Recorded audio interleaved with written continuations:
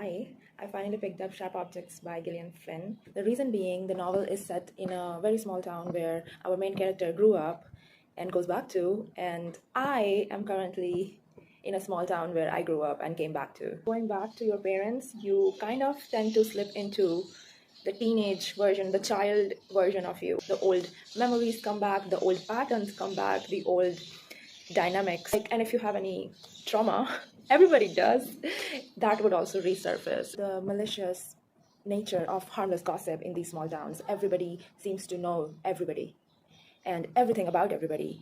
The rumors, they have a certain idea of you in their heads.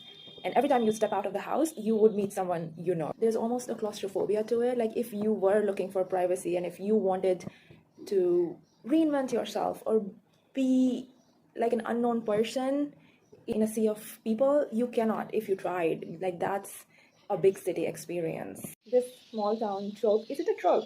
Setting. It lends itself beautifully to murder mysteries and thrillers. Agatha Christie comes to mind. Everybody is a suspect and everybody has something to say about somebody. And all of this can be a beautiful thing, obviously. Gillian Flynn, or do you say Gillian?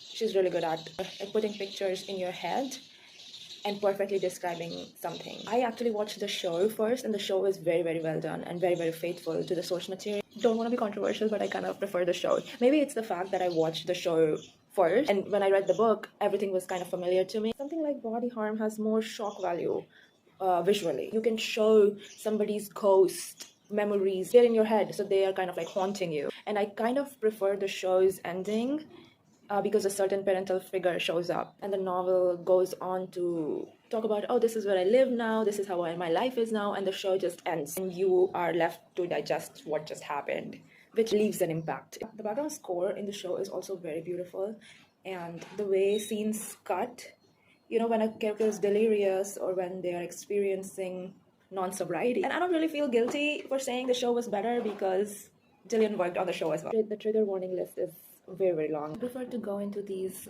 murder mysteries and thrillers blind, but there's children going missing, children being murdered, investigation, cops, reporter, mental illness. And Munchausen by proxy is very fascinating because in our society, the mother usually is a caretaker, and Munchausen by proxy is literally the opposite of that. Like you're harming your kid. Even family trauma and generational trauma, and the concept of you becoming your mother when you become a mother, repeating the trauma, you're repeating the cycle.